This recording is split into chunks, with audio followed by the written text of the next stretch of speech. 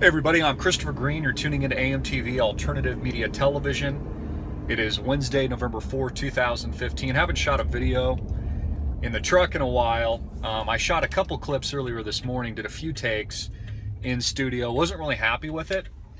You know, sometimes I find it difficult, and I'm going to keep my eyes on the road here, guys, just to be safe, but sometimes I find it difficult to air out exactly what I'm trying to say on camera. Honestly, especially when stories really get to me and they affect me, it's difficult to air out how I really feel about something and convey that in a manner that is entertaining and that gets a point across meaningfully. So what was I talking about in the takes that I shot earlier this morning that I didn't air? Well, I watched a documentary last night. And by the way, I apologize if this video is a little shaky, but it just is what it is. Also, you probably noticed I got a clean cut the beard off here, got a little bit of a haircut, trying something different. What I was watching last night was a documentary on Aaron Swartz that I had never seen before. And curiously enough, I picked it up on Reddit because I like to go on Reddit, read the news, I'll kind of peruse the conspiracy section, also peruse some of the main popular sections like the front page, and just basically see what the public perception of things are, what the public reality is, what is the public narrative being spewed by the internet and by what is now controlled media. Now, interestingly enough, we can't even post, AMTV can't even post on Reddit anymore. In fact, if we post a video or we post an article, we used to do this all the time. Our shit would go viral like crazy, get uprated thousands and thousands of times. All of our work on Reddit is now censored, which is really interesting because it's counterintuitive to everything Aaron Swartz stood for. And for those of you who don't know, Aaron Swartz was the founder of Reddit. He's this genius kid who, when he was like 12, 14 years old, basically founded websites like Reddit. He founded a precursor to what is now known as Wikipedia. He had founded this before Wikipedia had even existed. He founded what is known as the modern RSS feed, and he was also a huge activist who really became politically motivated towards the tail end, which actually ended up getting him in a lot of trouble. In fact, the official story is that Aaron Swartz committed suicide, tragically, and he died. And his own parents, his father, his ex-girlfriend, one of them, they'll all tell you, and they will all proclaim this and admit this quite readily, that Aaron was killed by the government.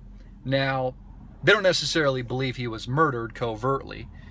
There was some kind of like operation or something, or some kind of, clandestine operation on his life, but they will tell you that the U.S. government indirectly murdered him. Really through strong-arming, intimidation, and fear. Why? Why did this happen to Aaron Swartz? Well, towards the end of his career, he became very politically motivated and was looking to create progressive change in this country. In fact, he went head-to-head with bills that were actually defeated thanks to him, like SOPA and PIPA, which basically were these draconian Orwellian bills that had everything to do with freedom of expression, open access, copyright law, etc. All things that we are still fighting today. I mean, we see this with the TPP, for example, the Trans-Pacific Partnership, this covert, secretive document that the American public isn't allowed to read, but only a few congressmen and women are privy to. I mean, this is just absolutely outlandish. They call this a constitutional republic, that, this is some kind of free and open democratic society, yet they're passing these partnerships and forcing this legislation really anti-constitutionally against our will. So Aaron Swartz, this kid, this genius who affiliated with himself and spoke publicly, worked with people like the founder of the internet, had tremendous respect of his peers, who really was on par with people like Bill Gates, arguably, Steve Jobs, Wozniak, these guys that have, gone on to do monumental things, Google, the Zuckerbergs of the world with Facebook, etc. One of the reasons he was intimidated by the government and ended up committing suicide, according to, his close family and friends, is because instead of seeking for-profit business, which is what peers like, Bill Gates and, the co-founders of Google are very famous for, and, hence transforming the world. He was much more interested in making the world a better place. And so he had engaged in activities at MIT and on his own where he was downloading documents, periodicals, medical journals, because he really believed in open access, the freedom and free flowing of information, which should be what is so beautiful and amazing and awesome about the internet. So he was downloading these documents from websites like JSTOR, which basically charge for access to what should be in the public domain. Again, there's nothing wrong with charging for access, for what's in the private domain, what these for-profit corporations do.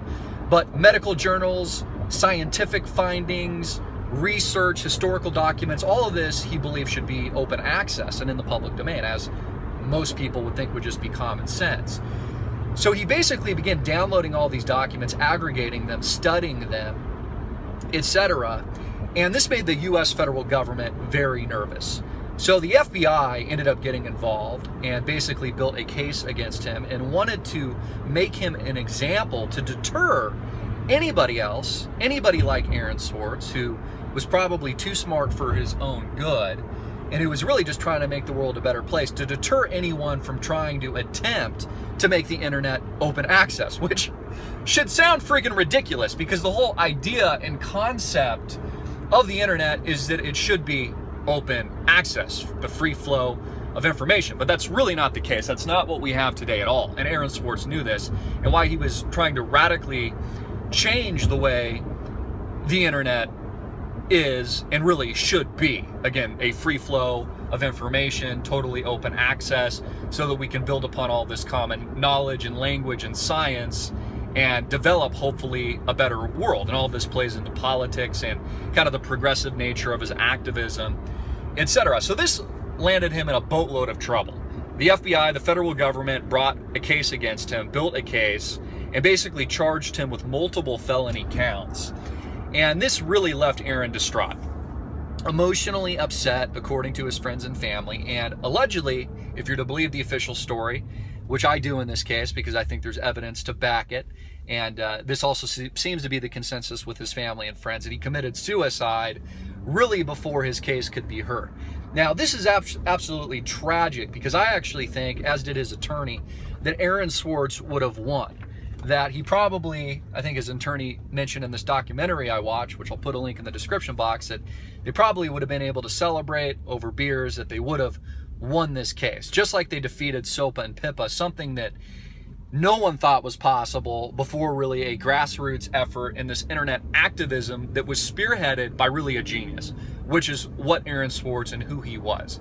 He was a genius in the respect that he was this programmer who could basically transform the world using his own intelligence, but also was very good speaking in public forums, was very good, integrating himself among the people and giving speeches and speaking in front of others and engaging the intellectual community, engaging the quote-unquote hacktivist community, hackers, the geeks, etc.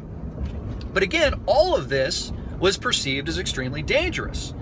The government perceived all of this as a threat to their domineering nature, their George Orwell 1984 total control ambitions, which is basically what we have today. I mean, Matt Drudge talked about this just a couple of weeks ago, that basically the American people and the people around the world have been segregated into digital ghettos.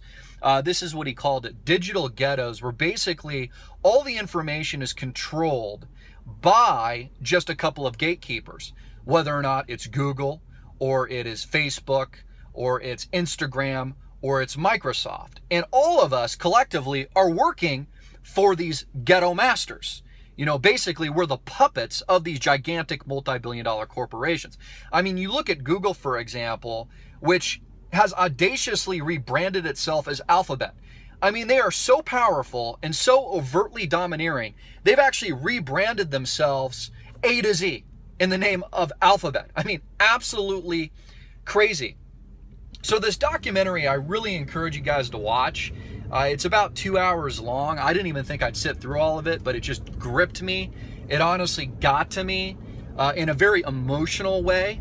And one of the reasons I had trouble, honestly, broadcasting my thoughts earlier this morning, I decided to do it just a lot more impromptu, on camera here. And again, I apologize. I'm probably bumping around. I'm probably speaking a mile a minute. But something I just feel so passionately about is, here we have this young kid, arguably one of the greatest, most powerful minds of our generation, wind up dead because the federal government decides to prosecute him when they'll fail to prosecute a single freaking bankster criminal as a result of the greatest financial crisis, this financial engineering scam in the history of the world. What we lived through in 2008 and 2009. Not a single one of these people will be prosecuted, yet alone sent to jail, yet they'll prosecute with multiple felony counts a kid, basically, who just happens to be a genius, who is only an innovator and is aggregating information in the well-being of the American public. And again, the only reason they targeted Aaron Swartz is because his ambitions were political in nature. They threatened the establishment. It threatened the status quo. Just like the alternative media threatens the establishment status quo that makes up, that handful of companies that control all media here in the United States of America. So here we have this tragedy. We have this life lost. He feels the need to commit suicide. Obviously, he didn't feel like he had any other options. All of his wealth had been exhausted. Millions of dollars had been spent of his own personal wealth to defend himself, and the U.S. government basically wins. Now we're fighting even more draconian and authoritative bills and partnerships like the TPP that directly target intellectual property rights, open access to the internet, freedom of expression, freedom of speech. And we call ourselves a constitutional republic or a democracy in this country? I mean, are you freaking kidding me? This is what America is today? And so honestly, it really pisses me off inside. And it hurts. It emotionally hurts inside. I think it's up to us now to pick up the torch for people like Aaron Swartz to continue his activism, his progressive push forward for open access, and to push change forward in a way that is innovative and that honestly breaks the rules. Now, I'm not encouraging breaking the rules, but something you need to fundamentally understand about the very nature of innovation and creativity is that fundamentally it breaks the rules. I mean, when Google started itself as a search engine, that broke the rules in terms of what everyone thought and had an idea in their mind of how you would access information, that you could just access it via a Google search. Or Wikipedia, the idea that people could actually self-edit the encyclopedia. I mean, that was revolutionary at the time. Or, the creation of companies like Apple or Facebook or social media. All the things that we use today, these devices, all came from revolutionary thought, tremendous creativity, and through breaking the rules. Even YouTube, for example, was breaking the rules and breaking the law of copyright and intellectual property rights when they started, what you're tuning in today. I mean, basically using copyrighted material from the music industry, from Hollywood and mass entertainment has only become what YouTube is today. I mean, the only way you actually have change in a society is through breaking the rules and innovation, through taking risks. That's what a free market is. There was a moment in the film where Aaron Swartz talks about the black and white nature of the internet. That on one side, it's this amazing, opportunistic venture, free flow of information, of creativity, where there should be just tremendous change and freedom of expression. And then we have the dark side of it, the evil nature, the surveillance state, this George Orwell 1984 experience, far worse than probably his worst nightmare, where the National Spying Agency is spying on us on a daily basis against our will. We're being forced to sign these terms of agreements with these large corporations that make up Alphabet and Facebook, etc. Yet we don't really have a choice in the matter. We sign these things because we can't operate in the world in a meaningful way without giving up our rights unless we toss away the technology completely. So all of these things Aaron Swartz was fighting for, and he honestly died for. And I would like to think that Aaron Swartz did not die a martyr, that he died for a reason. And you'll notice if you watch the film, and I encourage you to do, please do, you'll learn a lot from it. You could just see the impact he had directly in his friends and family's life, how much they cared about him, how much they loved him, what an amazing, eccentric, intelligent, beautiful mind and person and individual this guy was. A kid who was an adult, really, when he was 12 or 14 and had every opportunity to fully transform the world, but his life was tragically cut short by the freaking federal government that, again, chooses to shut out and shut up and snuff out people like Aaron Swartz, but then continue to let these banksters run rampant, rape and pillage our economies, destroy capitalism, the free markets, set rates at 0% into infinity, gangbang us into trillions of dollars worth of bailouts. That's okay. But what Aaron Swartz had been trying to do to actually change things for the better, to create open access to the free flow and freedom of information, that is controlled. That is snuffed out. That is a threat to the establishment. You know, wasn't it Google's slogan not too long ago, "Don't be evil"? You know, why aren't these other companies backing the movement, so to speak, and people like Aaron Swartz? We saw a little bit of this with SOPA and PIPA, where they had blacked out their websites. Wikipedia did. GoDaddy even had to change course. They once supported SOPA, but then backtracked after they lost millions and millions of users. You know, why aren't more of these large corporations that, by the way, essentially force us to sign these terms of agreements, own us, and then share this information illegally and anti-constitutionally with big government because they're now one and the same? I mean, Mark Zuckerberg dines at the White House with Barack Obama. Sergey Brin and Larry Page dine at the White House with Barack Obama on a regular basis. I mean, they are one and the same. They are big government. So again, we have this black and white dichotomy. All the positives, all the light and the truth and the beautiful nature of what the internet could potentially bring and create. And then this very dark, controlling, domineering, archaic model that makes up our government today, which is honestly portrays an illusion of freedom, illusion of free will, and an illusion of choice, when we really just have a bunch of kings and queens and dictators in power that overrule all of us and indirectly murder and kill great people like Aaron Swartz. Get this video out everywhere, make it viral, hard-hitting it in your face, and click the link below to support our sponsor. Peace.